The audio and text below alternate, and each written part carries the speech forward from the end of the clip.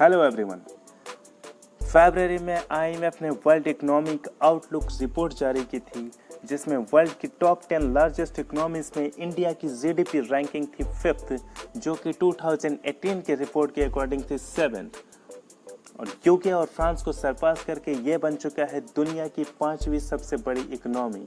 But साथ ही साथ पूरी दुनिया के लिए ये अभी काफ़ी बुरा टाइम चल रहा है। पूरी दुनिया ग्लोबल रिसेशन का दंश झेल रही है। क्यों? इस कोविड-19 की वजह से। यूएस, जर्मनी एंड जापान जैसे देशों की हालत भी बहुत ज़्यादा कमज़ोर हो चुकी है। सबकी ग्रोथ रेट लगभग नेगेटिव जा चुकी है, -30 to 40%। इंडिया की ग्रोथ रेट अभी 1.9% तक अटकी हुई है। ठीक है, मैं हूं प्रशांत कुमार, स्वागत करता हूं अपने इस यूट्यूब चैनल पे। आज हम बात करने वाले हैं कुछ बेसिक्स ऑफ जीडीपी के बारे में, ग्रोथ रेट के बारे में, जो शायद ही बहुत कम लोगों को पता होगा कि ये जीडीपी क्या होती है, इसे क्यों कैलकुलेट करते हैं, क्या यूजेस हैं, क्या फीचर्स हैं। तो चलिए आगे बढ़ते हैं हम आज के इस टॉपिक के साथ। सबसे पहले इसके डेफिनेशन की तरफ चलते हैं। तो कह रहा है total value of final goods and services produced within the countries border in 1 year और in the given time period. अब देखो, कुछ इकोनॉमिस्ट इसको ऐसे भी डिफाइन करते हैं कि total economic output of the country in specific time period. अब समझते हैं इस पॉइंट को। कह रहा है total value of all final goods and services, मतलब जो भी गुड्स एंड सर्विसेज, जो भी प्रोडक्ट्स होंगे वो फाइनली बन के तैयार हो चुके होंगे। कहाँ पर? With in the countries border, country के अंदर, मतलब डोमेस्टिक प्रोडक्ट होंगे सारे के सारे, एक साल में या फिर जो भी टाइम पीरियड गवर्नमेंट ने डिसाइड कर रखा है। ठीक है, चाहे वो 6 महीना, 7 महीना, 8 महीना, 10 महीना, जो भी है वो टाइम पीरियड के अंदर। ठीक है, दूसरे डेफिनेशन के अकॉर्डिंग टोटल इकोनॉमिक आउटपुट, इसका मतलब क्या हुआ कि कोई भी कंट्री गिवन टाइम पीरियड में, स्पेसिफिक टाइम पीरियड में कितना आउटपुट दे रही है। ठीक है, in the form of consumption, investment, export, import and what ever it is, उसका आउटपुट टोटल कितना हो रहा है। ठीक है, चलो आगे बढ़ते हैं, देखते हैं इसके फीचर्स। देखो, जीडीपी किसी भी कंट्री के नेशनल इनकम को मेजर करने का एक तरीका होता है। अब आप नेशनल इनकम से क्या समझते हो?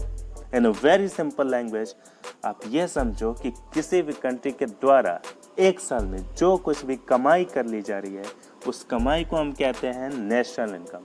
अब इसको मेजर करने के कई सारे तरीके होते हैं, जिनमें से एक है जीडीपी। ठीक है, अगला पॉइंट कह रहा है determines the growth and size of the economy.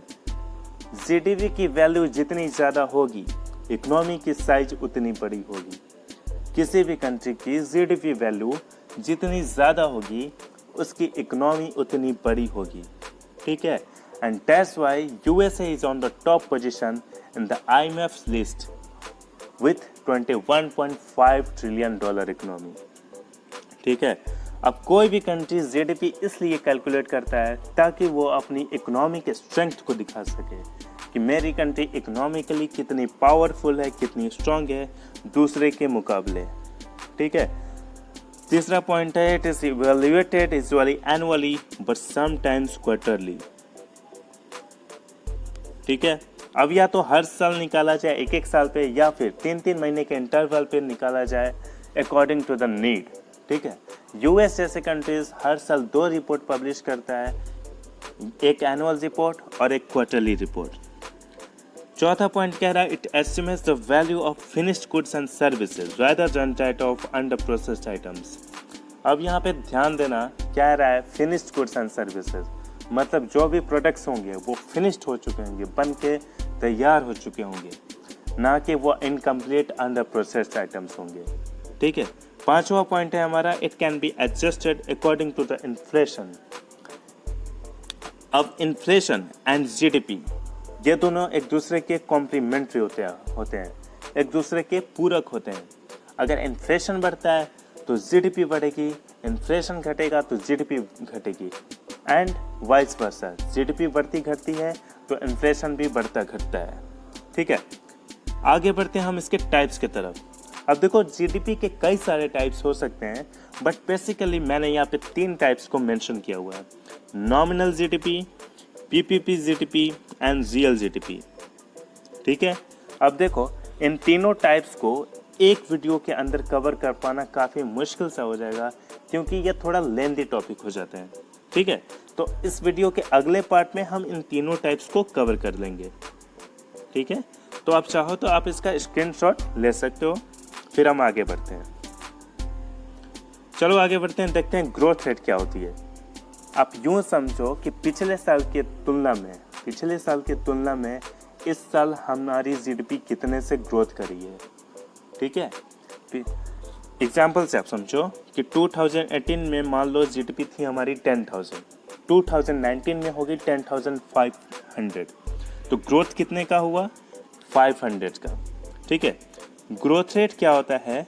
Current GDP minus previous year GDP, that is growth, divided by previous year GDP multiplied by 100। Growth हमारा डिफरेंस क्या आया था? 500।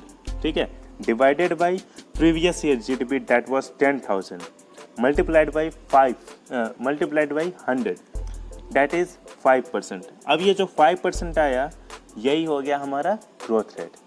समझ गए? चलो आगे बढ़ते हैं, देखते हैं मेथड्स ऑफ कैलकुलेशन कितने होते हैं। ठीक है, किसी भी कंट्री की जीडीपी को कैलकुलेट करने के बेसिकली 3 तरीके होते हैं। ठीक है, expenditure approach, production approach and income based approach.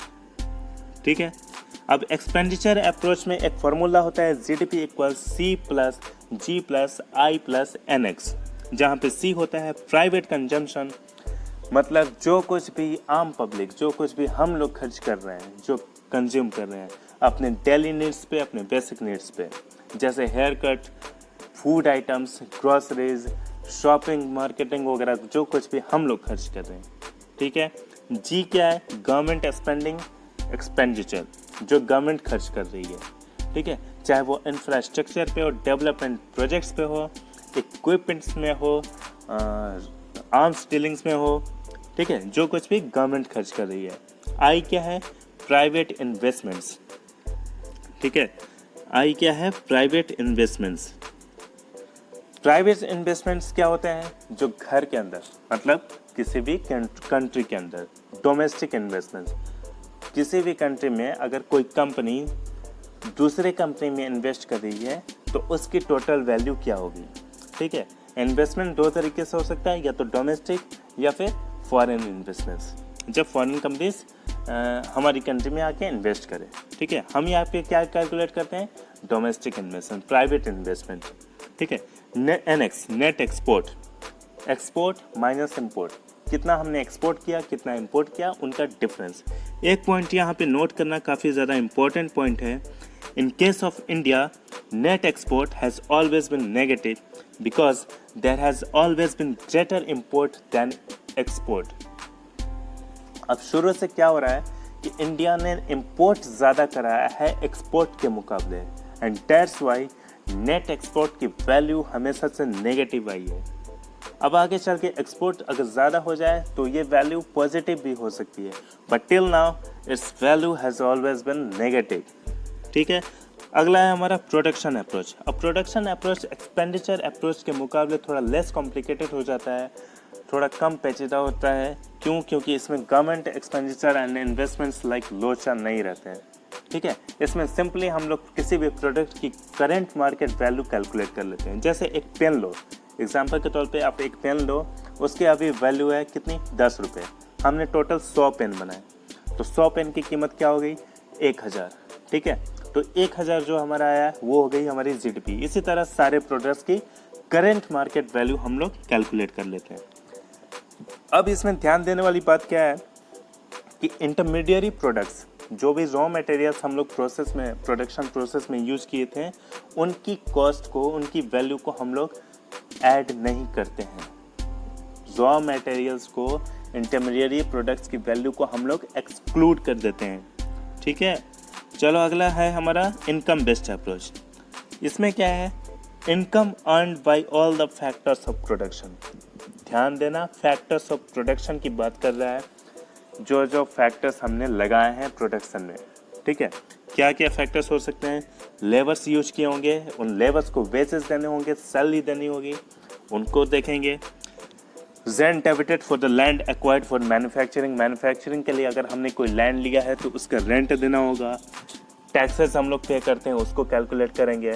हम लोगों ने जो कैपिटल इन्वेस्ट किया है उसका रिटर्न हमें मिलता है in the form of interest, ठीक है, उसको देखेंगे। डेप्रिसिएशन, अब ये डेप्रिसिएशन क्या होता है, तो अगर सेलिंग प्राइस मेकिंग प्राइस से कम हो जाए, लाइक 20 रुपये हमें लगे बनाने में, अगर अनफॉर्चुनेटली उसे 15 में बेचना पड़ जाए तो वो वैल्यू जो होगी डेप्रिसिएटेड वैल्यू होगी, ठीक है। तो उन सारे वैल्यूज़ को हम इसमें ऐड ऑन करते हैं और तब जाके हमारा जीडीपी निकलता है। कहने का मतलब कुछ भी फैक्टर्स हमने लगाए हैं उन सब की वैल्यू को हम ऐड करने के बाद, कैलकुलेट करने के बाद जीडीपी निकालते हैं, ठीक है। तो अभी तक जीडीपी निकालने के हमारे पास 3 तरीके आए, expenditure approach, production approach and income based approach. ये लिस्ट है आईएमएफ ने जो निकाली थी इस साल 2019 की, ठीक है। इसमें आप देख सकते हैं यूएस टॉप पे है 21.5 ट्रिलियन डॉलर, ठीक है। इंडिया की रैंकिंग आप देख सकते हैं विथ 5th है जो 2.94 ट्रिलियन डॉलर, ठीक है। इसी तरह से दूसरे नंबर पे है चाइना, उसके बाद जापान, जर्मनी, ठीक है। ये रैंकिंग इंडिया की थी पिछले साल 7th, ठीक है। यूके और फ्रांस इसके पीछे हो गए और अब ये बन चुका है 5वीं सबसे बड़ी इकोनॉमी। तो ये था इंट हमारे लेक्चर का। इस वीडियो के अगले पार्ट में हम बात करेंगे एज ए सेड इसके टाइप्स के बारे में, ठीक है। तो इस वीडियो से रिलेटेड अगर आपके मन में कुछ भी डाउट हो, कुछ भी सवाल हो, तो वो आप मुझसे पूछ सकते हैं कमेंट सेक्शन में कमेंट करके, मैं उनको क्लैरिफाई करूँगा, ठीक है। तब तक के लिए आप इस वीडियो को लाइक करें, शेयर करें और हमारे चैनल को सब्सक्राइब करना बिल्कुल ना भूलें ताकि आपको हर लेटेस्ट वीडियोस की नोटिफिकेशन मिलती रहे। चलिए मिलता हूँ मैं आपसे अगले वीडियो में। Bye bye, take care and stay home, stay safe.